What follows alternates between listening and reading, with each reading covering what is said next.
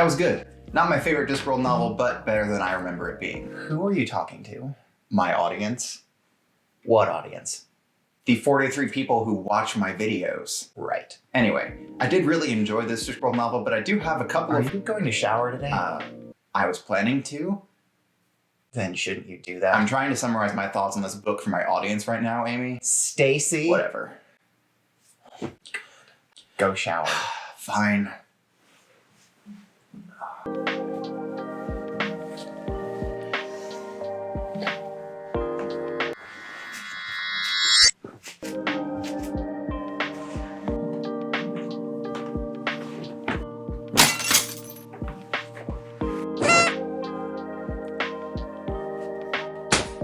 This is the third book in our Discworld Read-Along. We are reading through the Discworld series chronologically, so we've just gotten to Equal Rites, and I've just finished reading it, and hopefully, so have you. If you haven't yet read Equal Rites, I do want to caution you because there are going to be spoilers in this video. Not a lot, but we do talk about the story, and I do kind of give it a brief summary. So if you haven't read it yet, I would strongly encourage you to take a few hours. It only takes about 4 or 5 to read through Equal Rites, and then hop on back into this video. Or if you don't care about spoilers, I mean, how can I stop you?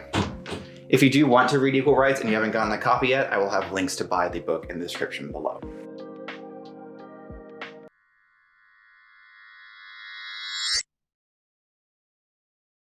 Let's start at the very beginning of the book. And no, I'm not just talking about the first page, I mean the actual title of the book. Equal Rites is a pun on equal rights. And it's not just a pun that makes no sense for this context, because the book very much is about equal rights for women in the Discworld. Specifically, women being able to go to Unseen University.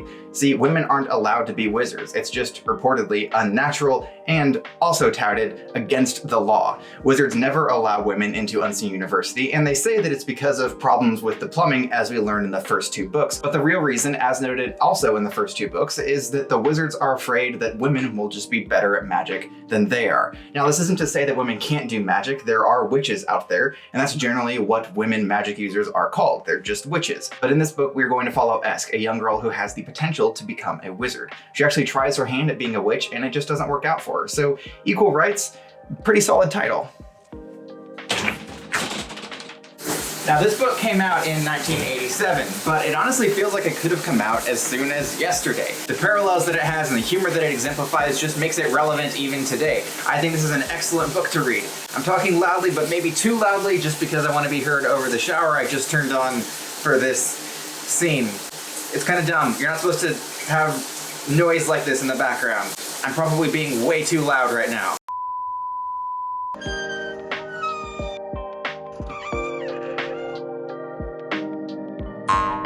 All right, much better. Esk is witty, clever, and intelligent, but she is still a child, and Terry Pratchett makes sure that we know that throughout the text. That made her way more interesting to follow than most child protagonists. So while, yeah, I don't normally care for child protagonists, Esk is absolutely an exception to that. At no point in the story did I doubt that I was reading a story about a young girl. Well, except of course for when I was reading from Granny Weatherwax's perspective, who is just another fantastic Discworld character. Now, Granny Weatherwax is a witch and has been a witch for a very long time. She also fits a lot of the witchy tropes, and Terry Pratchett actually has many wonderful plays on witch tropes in his story, much as you would expect from Terry Pratchett and the Discworld setting. Go ahead and wait for this water to boil, and then I'll get my tea made. Some real cinematography going on with the bouquet or whatever it's called there. Now, while I have talked a little bit about the story so far, I want to get a little bit more in depth and give you a quick summary. So let's finish making this tea, and then we'll talk a little more about Equal Rites. Now, as I mentioned, the story is about Esk, who is a little girl with the potential to become a wizard. She will be the first female wizard on the disc if she does accomplish this, which is a pretty significant deal. Now, she and Granny Weatherwax start their journey to Ankh-Morpork. The story really gets interesting. You have to film in here. I was planning to. It's just, I was planning to flip all the blankets and pillows around and add a whole bunch of stuff to the bed today. Can I at least just finish this part? I guess I can wait. All right, thank you. Whatever. Crying out loud. Esk's adventure becomes especially interesting when she is separated from Granny Weatherwax and has to solve problems on her own. And she handles this really well. Esk is an extremely independent and confident little girl, as you kind of expect from many children. She doesn't really freak out or anything like that. She just takes it in stride and does her best to accomplish her original goal. She figures that Granny is also probably still headed to Ankh-Morpork, so she just continues on her way and hopes to meet up with the witch from her village later on. Eventually, Granny and Esk are reunited and they head to Unseen University. There, Esk's friend Simon is granted admission to Unseen University, partly because he's a man and partly because he has some pretty impressive techniques. Then Esk goes in to try to get her admission, and as you would expect, she is turned away. I mean, she's still a girl, and the law is the law, and nature is nature, so she obviously just can't be a wizard. No matter what she does, no matter what Granny does, they are just told that it's not going to happen. And so Esk does the next best thing, I suppose you could call it that. She becomes something of a maid for Unseen University, and she starts learning that way. She eavesdrops on classes, and at one point even heads to the library to try to read some of the books. But there she encounters Simon, and Simon accidentally opens a portal to the dungeon dimensions, which you might remember from The Light Fantastic. Esk's staff, trying to protect her, bonks Simon on the head, and that closes the portal, but unfortunately leaves Simon's mind trapped on the other side. Esk then heads into the dungeon dimensions to try to rescue Simon. She's successful in this because she and Simon discover the weakness of the entities that occupy the dungeon dimension. They exploit that weakness, and they are able to escape from the dungeon dimensions with the help of Granny Weatherwax and Chancellor Q-Tangle. As a result of her cunning, among many other things, Esk is finally granted admittance to Unseen University. She and Simon go on to develop their own unique form of magic, and the story ends there. Now let's get to my thoughts about this. I do have I heard you say the end. Now are you gonna leave? Really? Get out. Get out, get out, get out, get out, get out. I still get have out. more to My talk about. God, That you was are just as summary, annoying just as 'cause the I said- neighbor's dogs. Get out. Fine, whatever. You know what? All right.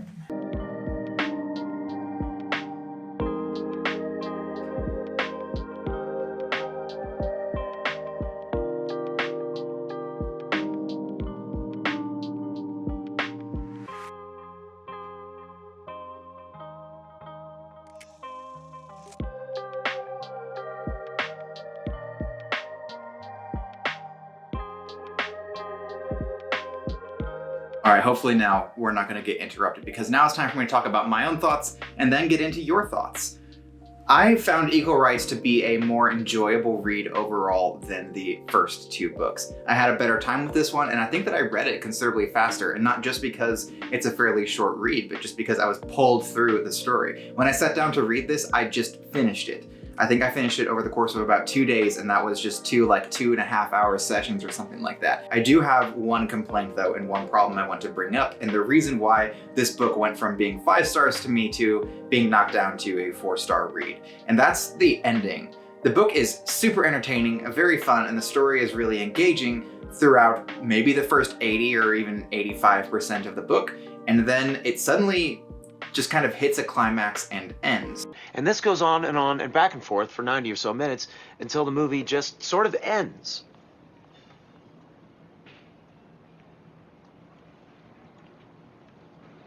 That is brilliant! I found the climax of the story to be rather abrupt and very quick. That's what she said!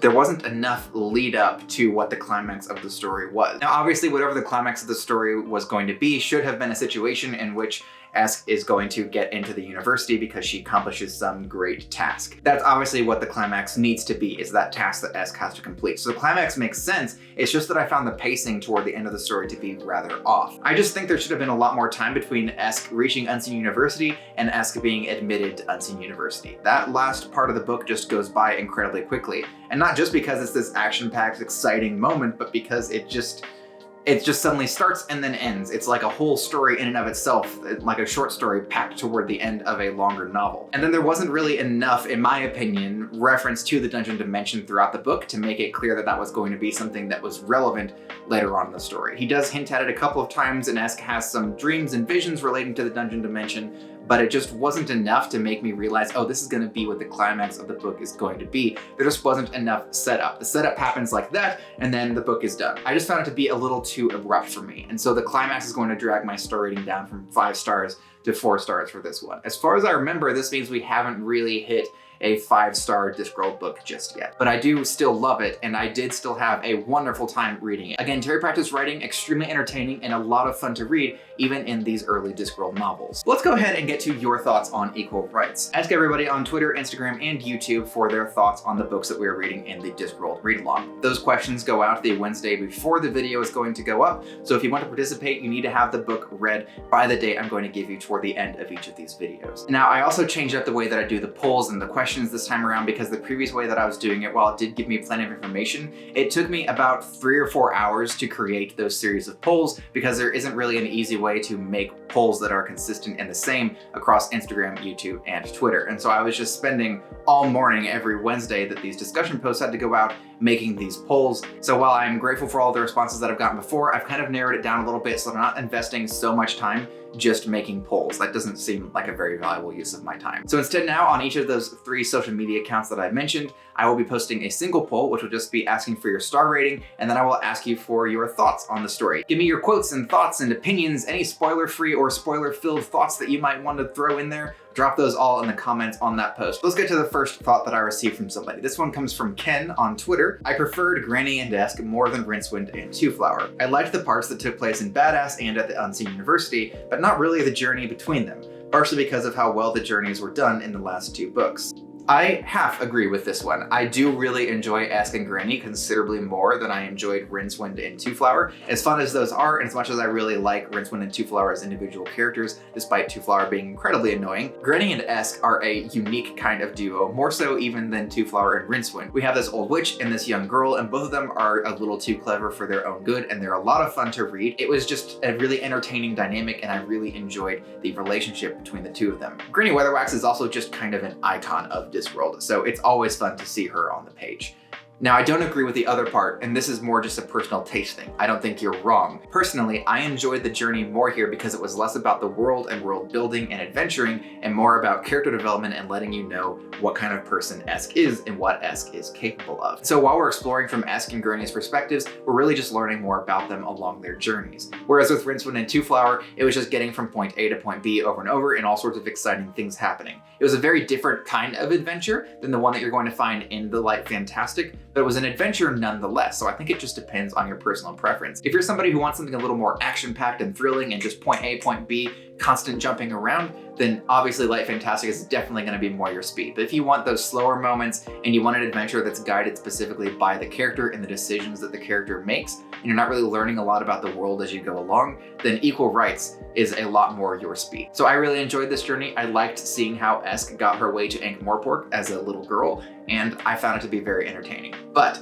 to each their own. The next comment that I got came from James right here on YouTube, and James says, I feel like it ended too fast. Like the story was great, and then everything happened at once. And 1, thanks for sharing that, and 2, obviously I agree because that was in my summary. I also feel that way, like it was just too quick. I'm glad to know that I'm not the only one who felt that way. If anybody else besides the 2 of us feels that way, I'd be happy to hear from you. Or if you really liked the ending and thought that it was perfect, I'd like to hear that from you too. Why do you think the ending was perfect? And am I dead wrong? Because there's always a chance that I am. It's a small chance because I've never been wrong before, but maybe this is the first time. Mort is our next book. It is the first book in the Death collection, so if you missed Death in Equal Rites, don't worry, you're going to get plenty of death in the next book. Mort is the 4th book in the Discworld collection, and we're going to follow a really entertaining character once again, assuming you were entertained by Esk. Mort is a lot of fun. I'm super stoked. As I've mentioned before, Death is my favorite character in Discworld, so getting to the Death collection now is just...